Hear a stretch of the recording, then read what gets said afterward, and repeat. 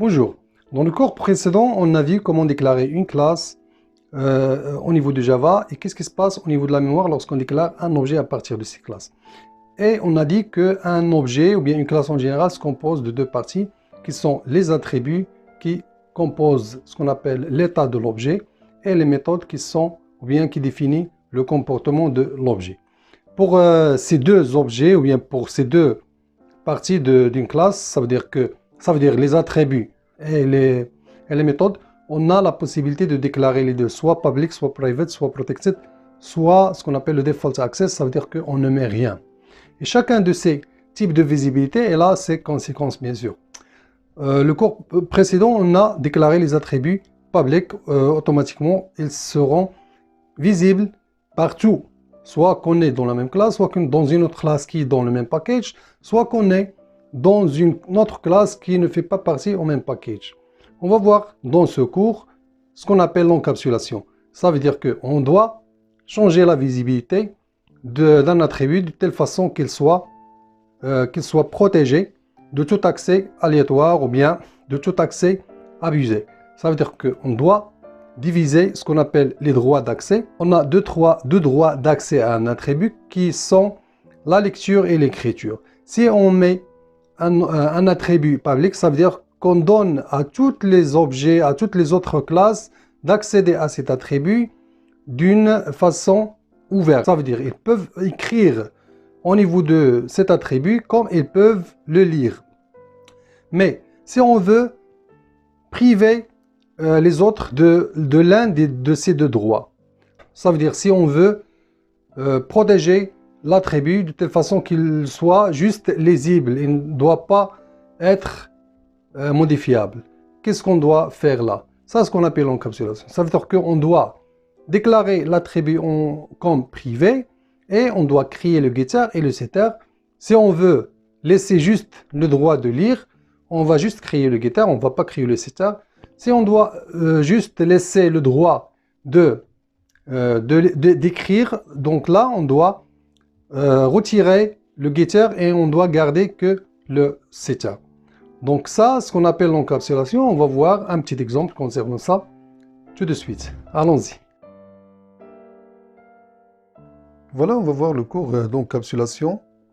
Pour ça, on va créer une classe main comme d'habitude qui contient la fonction main. Et on va créer une autre petite classe, par exemple point. Voilà, on met la classe main à côté pour voir les deux. Au niveau de la classe point, on va déclarer deux attributs, public int x et public int y. On va essayer d'instancier un objet à partir de la classe point. Pour créer un objet de la classe point, on va faire point p1 égale new point. Qu'est-ce qu'on fait là? On a créé un objet en utilisant le constructeur.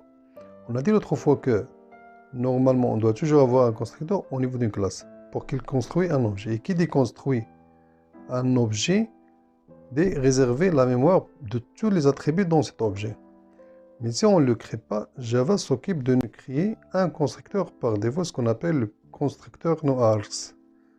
C'est un constructeur qui ne contient aucun argument. Du coup, on peut aussi bien sûr le créer. On a un raccourci pour ça, pour générer plusieurs choses. Shift Alt S. On peut générer depuis là un constructeur, soit en utilisant les attributs, ce qu'on appelle un constructeur d'initialisation, ou bien un constructeur par défaut, c'est celui-là. On va l'exécuter. Lorsqu'on l'exécute, on va créer un objet qui sera pointé par P1. On a déjà vu ça lors du cours précédent. Voilà. Maintenant, on va simuler ça au niveau de la mémoire. Qu'est-ce qu'il arrive au niveau de la mémoire lorsqu'on exécute cette instruction? Donc on a déjà vu que la mémoire se compose du heap, le tas, et le stack, la pile. Et pour chaque fonction, on a un espace dédié pour cette fonction-là. On a une fonction déjà main, Du coup, on a une zone dédiée à la fonction main. Et au niveau de cet espace, on déclare toutes les variables locales à cette fonction et aussi les paramètres d'entrée ou les arguments de cette fonction. Là, au niveau de la fonction main, on a déjà un tableau axe de type chaîne de caractères qui est vide par défaut, mais on peut le remplir si on veut en exécutant la classe exécutable en mentionnant les valeurs de ce tableau. Pour l'instant, ça ne nous intéresse pas. On va juste créer une zone qui s'appelle P1 et qui sera une référence sur un objet de point. Elle est de type référence, c'est comme les pointeurs de langage C. Et ici, au niveau des EP, on va créer l'objet qui fait partie de la classe point, qui contient deux attributs X et Y. On réserve les espaces mémoire pour ces deux attributs. Voilà.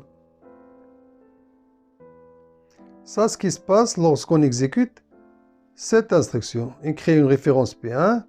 Lorsqu'on exécute le constructeur, elle réserve un objet au niveau des head. Lorsqu'on fait égal, elle référence P1 sur l'objet créé. On va simuler ça avec une flèche, comme quoi que P1 pointe sur l'objet nouvellement créé qui s'appelle, ou bien qui vient de la classe point. Si on fait maintenant, par exemple, P1.x égale 152, qu'est-ce qu'il fait? Elle va chercher bien sûr la référence P1, elle va chercher un attribut X à l'intérieur de l'objet pointé par P1, et elle va lui affecter 150. La référence P1, l'objet est pointé, et il y a déjà un attribut X, et il va lui affecter 150. Pareil bien sûr pour l'attribut Y. On fait une autre valeur, 425 par exemple, et il va l'écrire au niveau de Y. Maintenant, comme vous voyez, on a le droit d'écrire au niveau de l'attribut X et aussi au niveau de l'attribut Y. Maintenant, si on veut lire les deux attributs, pour pouvoir déjà voir, est-ce qu'on a pu écrire au niveau de ces attributs. Système out println, on va essayer d'afficher le contenu de X, ça veut dire qu'on a le droit de le lire, plus un point virgule, plus la valeur de Y. P1.Y. Voilà, on exécute. Et ben voilà, on a pu lire, ça veut dire qu'on a déjà pu écrire et on a pu lire les zones X et Y. Donc on a aussi le rôle, ou plutôt le droit de lire X et aussi Y. On a le droit de lire Y. Et comme vous savez, une zone mémoire, dans une zone mémoire, on n'a que deux droits, soit écrire, soit lire. Voilà. Donc, si on déclare un attribut de type public, il sera avec des droits libres pour toutes les classes qui créent un objet de cette classe. Maintenant, là, on a une classe point, on est dans une autre classe main, et on a le droit ouvert dans X et Y. On a le droit d'écrire et de lire. On a le droit ouvert. Si on veut priver les autres classes qui sont extérieures à la classe point, si on veut les priver de l'un des deux droits, soit de la lecture, soit la lecture. Là, il vient le rôle de l'encapsulation. On déclare l'attribut qu'on veut préserver, on le déclare privé, private. Une fois qu'on enregistre, regardez, là, on n'a plus le droit ni d'écrire ça, il est invisible, ni de le lire. Il est aussi invisible, not visible. Donc, qu'est-ce qu'on doit faire? Donc, là, on peut écrire. Si on veut donner juste le droit de lire, on doit créer ce qu'on appelle le getter, qui est une fonction qui retourne le même type de l'attribut, public int, et qui commence par get x avec l'attribut en majuscule, la première lettre. Et il doit retourner la valeur de cet attribut d'instance. Return this. This, ça veut dire l'attribut d'instance, celui qui est en haut, this.x. Donc, this réfère l'objet créé à partir de cette classe. Au niveau de l'utilisation de cet attribut, on avait l'accès direct à x. Maintenant, on doit passer par la fonction getX pour accéder à la valeur de cet attribut. Mais on n'a pas encore le droit d'écrire au niveau de cet attribut. Pour écrire dans un attribut, on doit écrire ce qu'on appelle le setter. Le setter qui est une fonction void et qui commence par set x, void parce qu'il ne retourne rien. Mais il a une liste d'arguments qui contiennent le même type. Ça veut dire un attribut de même type.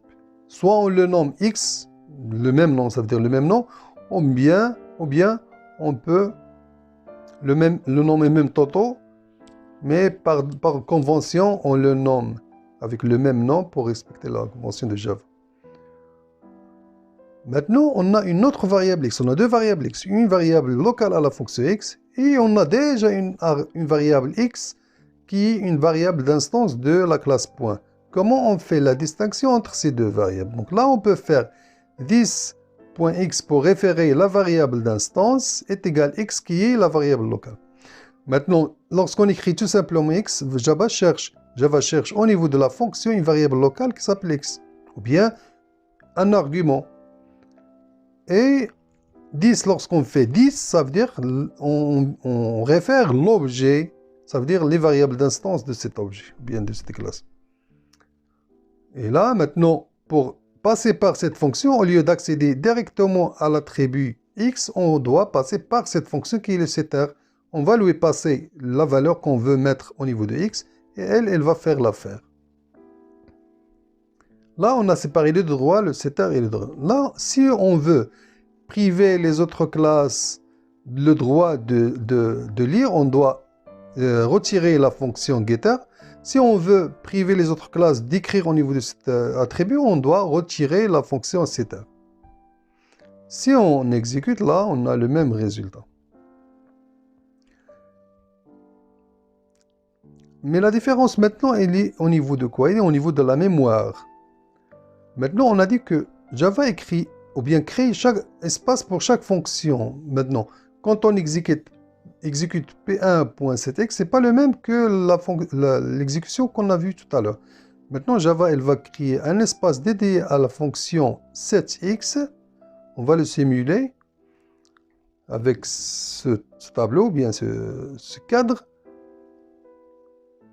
Et ce qu'il va faire maintenant, elle va réserver un espace de toutes les variables locales à cette fonction. On a dit qu'un argument est une variable locale à la fonction. Maintenant, x est une variable locale à la fonction. Cet x, on va le réserver, qui peut contenir un entier. Maintenant, lorsqu'on exécute cette fonction, elle va mettre la valeur 152, elle va la mettre au niveau de la variable locale de la fonction setx. Et après, l'instruction, on a 10.x. Après l'exécution de cette fonction, on a 10.x est égal x. Ça veut dire la variable d'instance de P1, qui est l'objet, et il recevra la valeur de la variable locale x. Du coup, il va mettre cette valeur qui est 152, elle va la mettre au niveau de new. Cet objet. Et comme ça, il fait l'exécution de cette fonction setter. Et ça, c'est le rôle des setter et de getter. Ce qu'il fait, on fait la distinction entre les deux droits de la lecture et l'écriture au niveau d'un attribut d'une classe. Pour Eclipse, il nous aide, bien sûr, c'est un IDE. Il peut générer les getters et les setters facilement sans avoir peine de les écrire. Et il faut faire juste un raccourci Shift-Alt-S et on a généré les getters et les setters. On peut générer soit le getter, soit le setter, soit on peut générer les deux en cochant juste à côté de Y et generate, et il nous génère le setter et le getter. Et là, on peut faire pareil pour le setter de Y et aussi pour la lecture de get Y. Voilà, et comme ça, on a encapsulé les deux attributs X et Y, on les a déclarés privés, on a séparé les droits de lecture et de l'écriture. Voilà, c'était le cours d'aujourd'hui qui a traité l'encapsulation qui est un des trois principes fondamentaux de l'orienté objet. Vous avez vu comment déclarer une variable privée et quelles sont les conséquences si on la déclare privée, quels sont les guitares, etc. Maintenant, on va passer au deuxième principe fondamental de l'orientation objet qui est l'héritage. On va le voir dans le cours prochain. À la prochaine.